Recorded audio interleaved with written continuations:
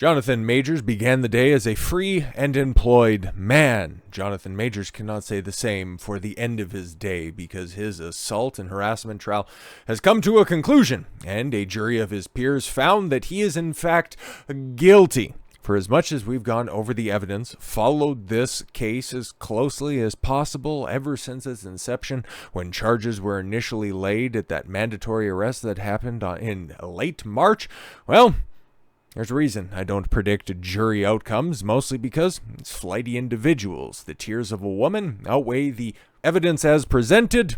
If you thought 2023's Me Too cases were horrendous, strap in for 2024. 2024 is going to be the craziest year on record, and that's saying a lot based on what we have so far. But like I said, I've done two previous videos on the trial specifically.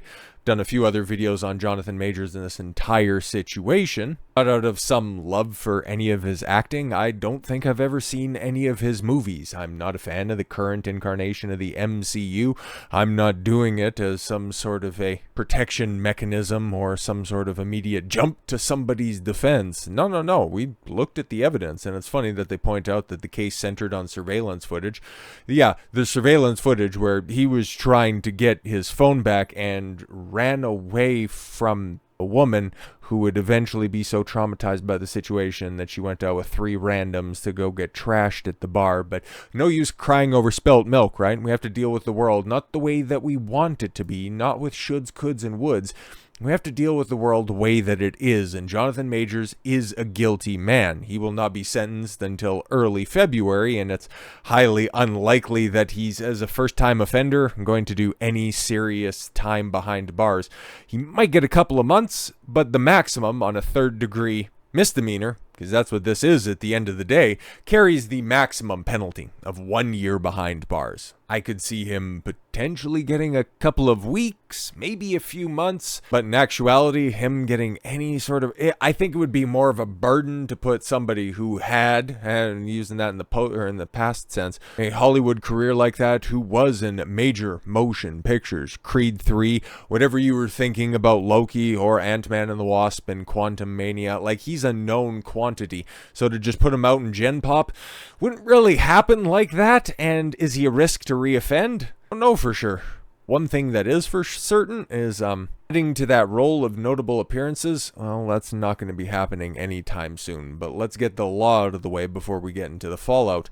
Jonathan Majors has been found guilty of 2 counts of harassment and assault against his ex-girlfriend, while being acquitted on 2 other counts, which is very interesting. I knew that there were 4 charges against him, but for the harassment and the assault, okay, that's what he ended up getting snatched up for, which is so funny because we had the surveillance footage, and there was also the testimony of the driver who said, yeah, I didn't really see Jonathan hit her. She was kind of being the aggressive one. But again, Grace cried on the stand, and unfortunately, what we've seen multiple times over, if you were following anything to do with the Tory Lanez Meg the Stallion trial, because this is another, pretty close comparison here. When the guy getting accused of this stuff doesn't take the stand in these very liberal areas, New York City for Majors, and Tory was getting charged out of California. If you don't take the stand and tell your story as the more charismatic individual, well,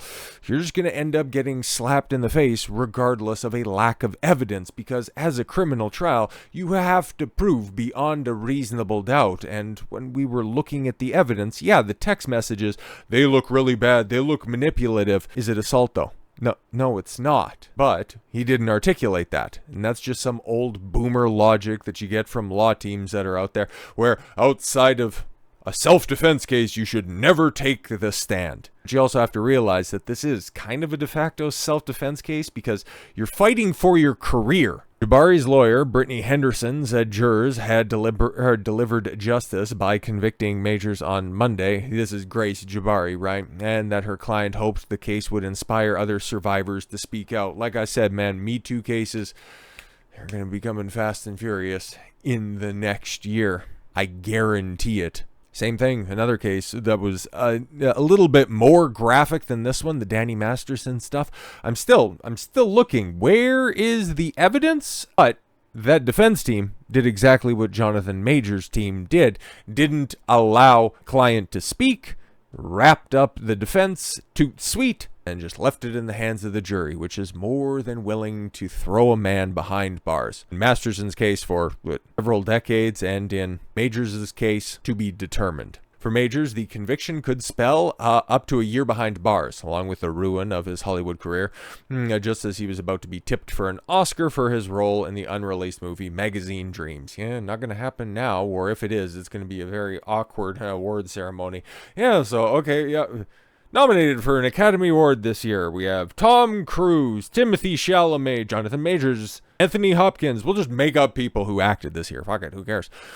Centering on a troubled bodybuilder. That's what Magazine Dreams is about. Really, it doesn't much matter. The film was put on hold by Disney in light of the allegations, and we do have a follow-up on that one because Marvel Studios, Disney in general, just about everybody who hasn't already dropped Majors has officially dropped Jonathan Majors. And this is something, man, this is something that bugs me even more than the jury just looking at that surveillance footage and seeing him run away from her and not see somebody clearly trying to de-escalate a situation, how you can come to. But anyways, use relitigating that. I could continue to bloviate as much as I want, but my word means about as much as Jonathan Majors right now. In fact, I got a microphone right now and I'm not going to jail anytime soon, okay? It's not really disloyalty in so much as this is a heartless, soulless corporation where you were simply hired due to the fact that he was an up-and-coming black actor, okay?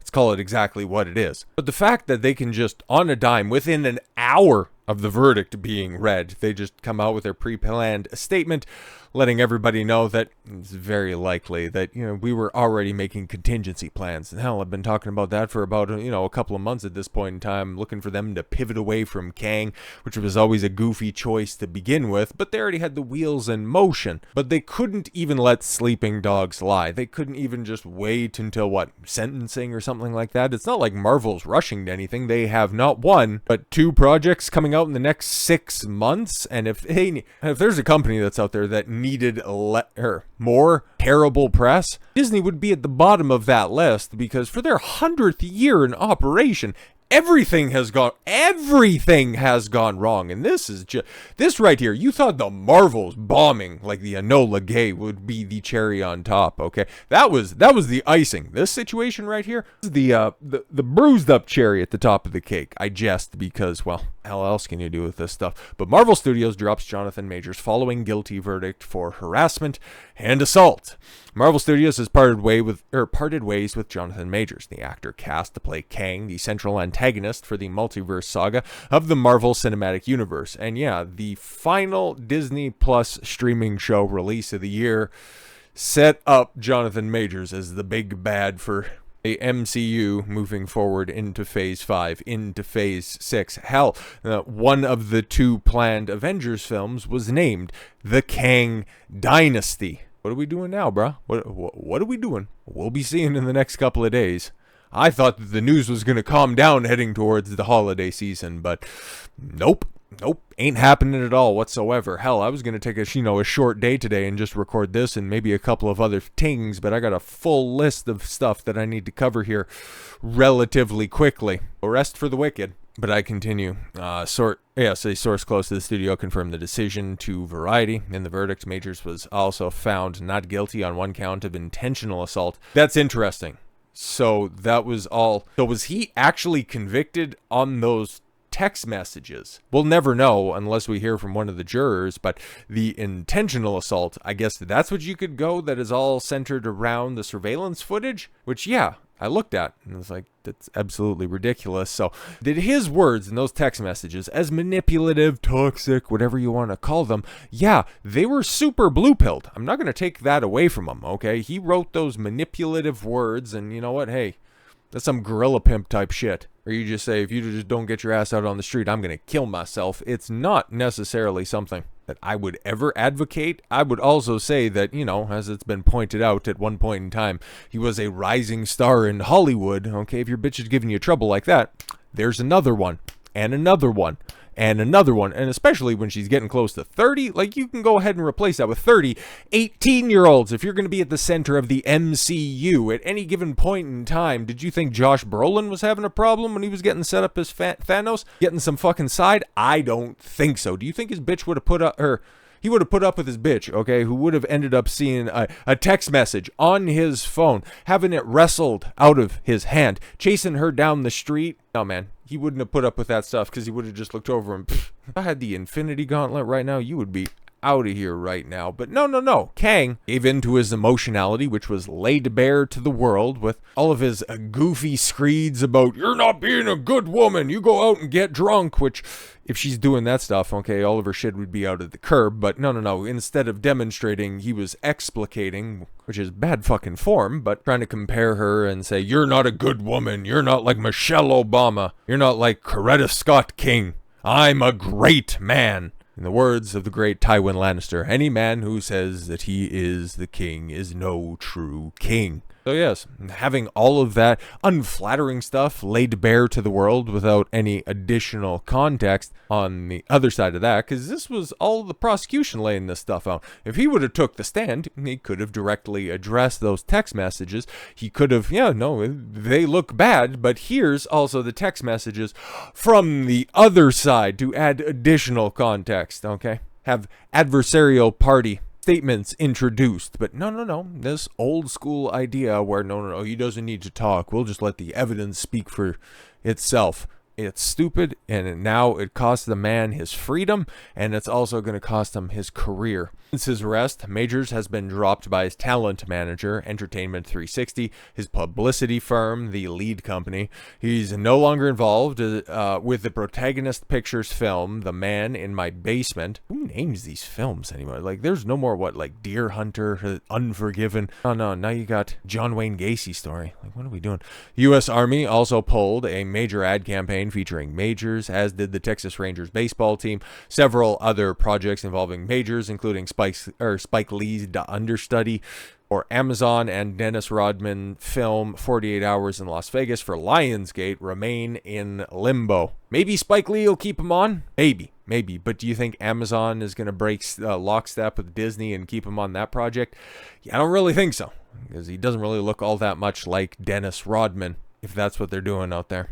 But Marvel's decision to sever ties with the actor registers as the most high-profile professional consequence for Major's arrest and now conviction to date. He first played a version of the multiverse-hopping Kang in the season finale of the 2021 Disney Plus series Loki. Ended up being, yes, a part of Ant-Man and the Wasp and Quantumania, where everything started to go downhill for Disney in 2023. Because that released, I do believe it was in February, early February. Then the arrest in March, when they needed to continue to try to polish this turd. Because if you recall, and if you do any research into the red carpet affair for Ant-Man, everybody was sucking Jonathan Majors' dick. Oh my God, what a groundbreaking performance. What an excellent thespian. I cannot believe Disney and Marvel managed to lock down such a bright star. And don't worry, guys, the future has never been better.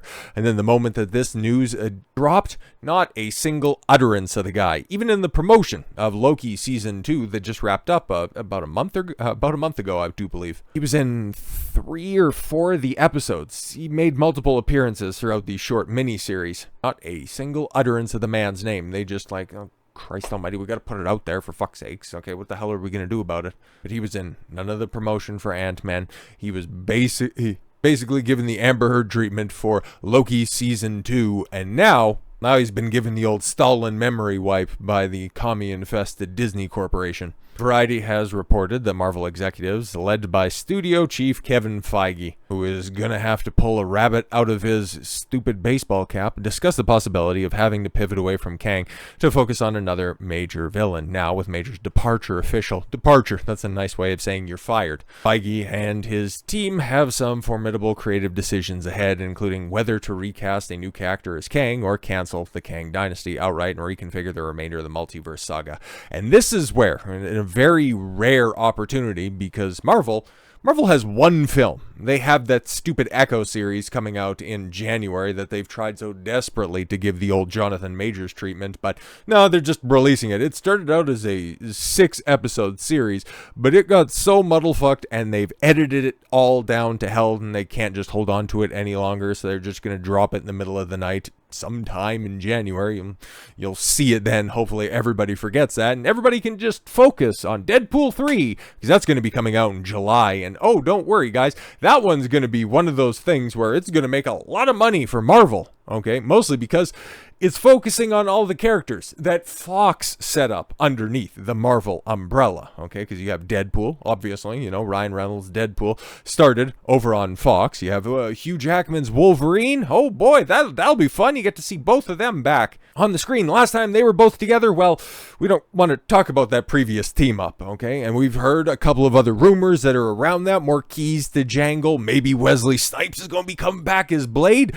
That's kind of cool, but again, it's still key jangling at the end of the day. And there was also some set pictures that leaked of James Marsden reprising his role from the second set of Fox X-Men films when he was playing Cyclops. So that's going to be a big old multiverse film in and of itself, but given the fact that that is currently undergoing a continuation of its shoots, I'm also wondering if they're going to use that as a point where they can just go ahead and pivot, bring in somebody new, fully establish the X-Men, fast track Magneto, which would be dope as hell, or just simply, okay, because we just finished casting, I think, all of the Fantastic Four. Here's Doctor Doom, because that's the one that's been shuffled out a couple of different times. So the studio's looking at pivoting towards Doom, because it was always going to be the plan. This is this one rare opportunity, knowing that the major release for 2024 for Marvel is one movie in comparison to the 3 that released, or unleashed, I should say, on the theaters in 2023.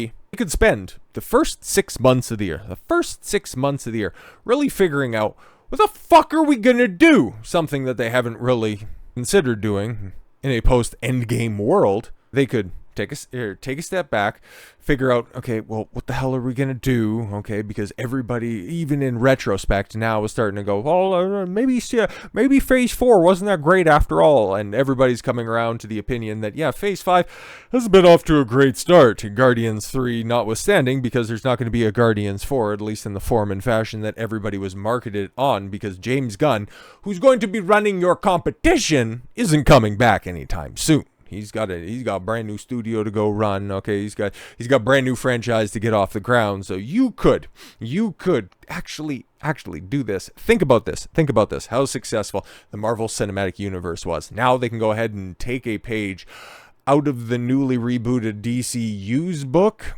Use Deadpool 3 as a launching off point where you're going to be rebooting everything, and then just take the rest of the year off.